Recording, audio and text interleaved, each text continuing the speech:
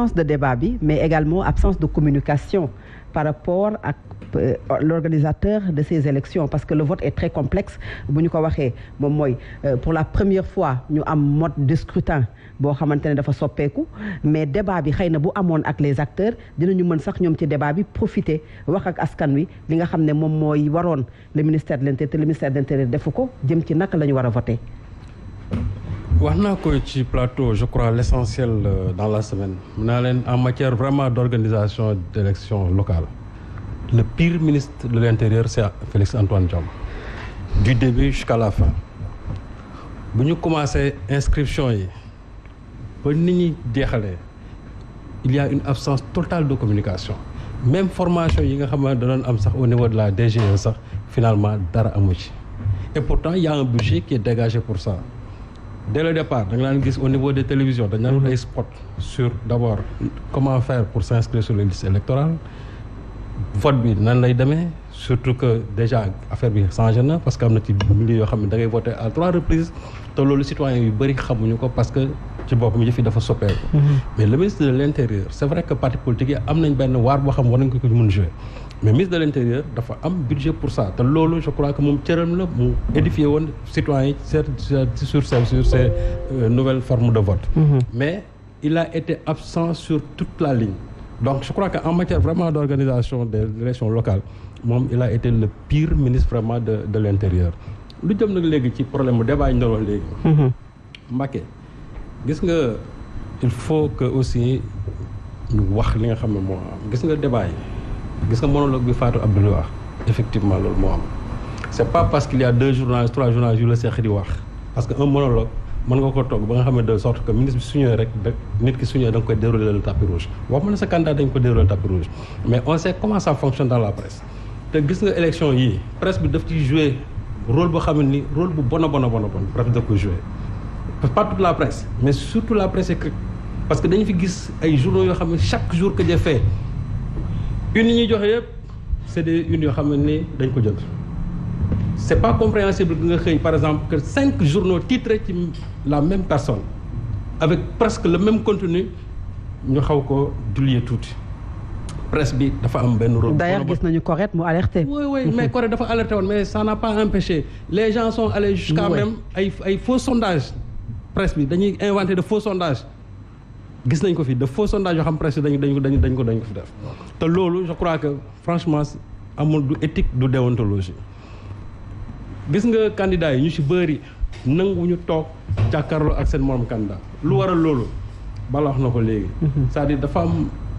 loo xamante ni soo ko maîtriser wul sa programme il sera extrêmement difficile pour nga toog nga mën ci débattre ak sa nga débattre ak sa morom ciblé wu ma kenn mais nit ñi nga xamante ne ñemee nañ par exemple toog débat dañu waroon dem toog jàkkaarloog électeurs yi waa comment dirais-je ñoom Alioune Tine je crois avant-hier ils ont voulu faire ce débat-là en public et je crois qu'il n'y a que Mame Mbaye Niang qui a été au rendez-vous les autres n'étaient pas là-bas Afrikajom Center bien sûr les autres n'étaient pas là-bas et débat boobu télévision yi ci boppam sàkku nañ ko mais pourquoi bon Dieu on nous a privé de ces débats-là comme si nit ñi qu'est-ce qu'il y a bu fekkente ne yow da nga lu leer na yow mën nga war a toog am nga sa benn programme sa benn projet politique boo xam ne moom nga bëgg a jagleel askan bi sa waa gox mais lan moo la mën a tënk ba nga xamante ne bu ñu la waxee kaay nga défendre ko devant sa beneen candidat bu am beneen projet bu différent nga ne finalement loolu doo ko def et les gens préfèrent tout simplement ñu toog ñoom kese te loolu gis naa ko fi à plusieurs reprises yoo xam da ngay toog rek ñaari journaliste seex la ñu lay wax fii ngay wax fii du début jusqu'à la fin mais finalement c'est pas l'effet qui est recherché li nga xamante moom lañ doon seet mooy nga ñëw toog nga indi sa programme journaliste yi seex leen ñu confronter programme yi et je crois que loolu ci boppam presque fii ñu ci bëri dañu daw loolu dañuy prétexter que ñu ngi les gens am na ñoo xam ils préfèrent dem taxaw ci caravane yi am ñoo xam ils préfèrent dem jël seen xaalis de la am ñoo xam ils préfèrent même aller dans les concerts plutôt que d'aller dans les débats publics et je crois que nag démocratie Sénégal toll na foo xam ne tey su fekkente ne par exemple da ngay ñëw ne da ngay laaj baat askan bi muy élection législative muy élection présidentielle muy élection locale war nga mën a teew nga toog nga wax ak askan bi parce que aussi relation bi nga xamante moom nga am ak citoyen bi mooy que yow la nga xam ne moom nga mëbët ba tënk ko war nga mën a ñëw toog nga jàkkaarloog moom ba pare am journaliste yoo xam ne ñoom dinañ mën a arbitrer loolu pour nga war a mën leen eggale sa mën leen yeggale loolu finalement à la place les gens ils préfèrent comme ni ko rek soliloquer toog ñu leen dérouler le tapis rouge parce que aussi on sait comment ça fonctionne aussi vraiment il reste 7 minutes sëñ Saliou ou 6 minutes pour que ñu waxu campagne beeg programme ñu dakkal ko mais terewul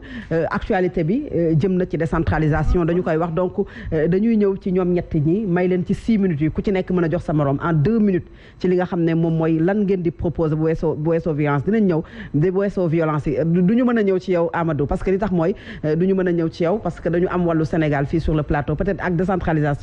mais en 2 minutes tey lan ngeen di teg bu weesoo violence wax nañu ko mais lan ngeen di teg ci loxo sénégalais yi nga xamante ne wut ngeen seen ay baat après 14 jours de campagne électorale monsieur Diallo. Déjà mooy li mu wax rek. Dans un premier temps au niveau du ministère de l'Intérieur il y a la direction générale des élections ci direction générale des élections boobu mu am une sous-direction bu tudd la direction de la communication. ñun de ñi ngi fàttali ko bu ñuy nekk xale ba tey jii nii heure bu élection amee ñoom lañ doon gis ci plateau télé yi. ñuy wane déjà mooy comme lu sëñ Saliou wax léegi le mode de scrutin naka la nit ñi war a duggee naka la nit ñi war a dem voter bu loolu weesoo ñun lu ñuy proposer Sénégalais nekk na loo xam ni par exemple man candidat bi ma am au niveau de la commune de Mermoz Sacré-Cœur. nee na yàlla dogal na moom bés bu ko yàlla falee mu jiitee la mairie. moom salaire bi baal na leen ko véhicule de fonction bi baal na leen ko dotation de carburant baal na leen ko lu waral loolu am na ñeneen ñu ko gën a yeeyoo ci biir localité bi muy tey ci lieu de culte yi imam yi ulema yi église yi ñu mën leen yokkal ñoom as tuut bu ñu leen doon faral di jox am na nit ay programme ci soo lambee muy la gestion transparente mooy day woote chaque 60 jours au niveau de la commune le président Bougane Gueye Dany su ko yàlla dogalee mu nekk le maire dina woo askanu Mermoz Sacré-Cœur ñëpp àndandoo toog mu wax leen nan la xalaatee mën a tënk budget bi donc dootul nekk loo xamante ni rek le maire la ak les élus mooy les conseils déedéet day nekk loo xamante ni souvent day nekk des audiences ouvertes yoo xamante ni askan bi yëpp lañ koy jagleel. gestion inclusive loolu ngeen bëgg participative et participative. leneen ak leneen dese nga peut-être 30 secondes. waaw ba léegi rek xam nga comme lu ñuy faral di wax nee nañu na ma la ne loolu mooy la commune de Mermoz Sacré-Cœur. mais wax naa la léegi ni que am nañ ay listes un peu partout donc programme bu ñu tëral pour la commune de Mermoz Sacré-Cœur wute na ak programme bu ñu tëral ci Médina wute na ak programme bu ñu tëral à Tambacounda Kédougou Matam Bakel Saraya Salémata un peu partout parce que nag yàlla dogal na ni suñuy liste ñi ngi fépp ci biir réew bi fépp fu ñu dem. Sénégalais yi dofatuñu Sénégalais yi dañuy yeewu lépp lu ñu leen wax aussi lu ñu ci njëkk jiital mooy worma. ndaxte nag Sénégalais ku fi ñëw aussi jaay leen lu amul ñu wax la sa bopp. te yàlla 4 minutes waaw 4 minutes ñu dem ci programme bi rapidement. coalition Benno Bokk Yaakaar. waaw kon suñu programme ni ñu ko waxee Abdoulaye Diouf Sarr ku xam formation professionnelle am xam expérience am nekkoon ci cabinet Mamadou Diop. nekk à la cellule d'appui au développement local nekk ministre de la décentralisation nekk maire di laajaat baatu askan wi xam nga ni amul lenn lu muy tiit ci wàllu programme wala expliquer ko programme bii mu am na appropriation totale de son programme te li ñu gën a neex ci li muy wax Abdoulaye Diouf Sarr day wax mon équipe et moi man ak ñi ma war a àndal liggéey bi danaa jël pour Dakar bu bees bi nga xam ni moom laa bëgg a am danaa jël fukki orientation stratégique yu nga xam ni danaa fa jaarale Dakar loolu aussi lépp lu ma ci wax danaa ko tënk ci 100 engagement bu ci ne am fiche nekkul waxi kese nekkul utopie lu mu mën a def la parce que xam na nañ lañ koy defee fan la ñu jëlee alal yi ñu koy defee ak ñan lañ koy defar ak ban impact lay am ñu xool ci wàllu bourse yi